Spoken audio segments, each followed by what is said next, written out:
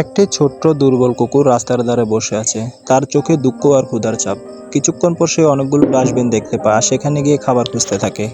কিছু লোক তাকে দেখে দৌড়াতে লাগলো এবং সে ভয়ে পালালো। একজন ভালো মানুষ দেখে কুকুরটিকে কোলে তুলে নিল এবং বাসায় নিয়ে কিছু খেতে দেয়। কুকুরটি মন খারাপ, কিছু খেতে চাইল না। তার পরের দিন একজন প্রশিক্ষকের কাছে তাকে রেখে আসলো। কুকুরটি ভালোমতো দাঁড়াতে পারছে না। প্রশিক্ষক কুকুরটিকে আস্তে আস্তে প্রশিক্ষণ দিতে লাগলো।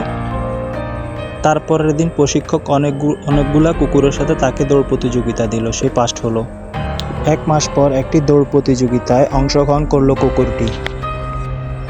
সব কুকুরকে পিছনে পেলে কুকুরটি ফার্স্ট হয়ে গেল।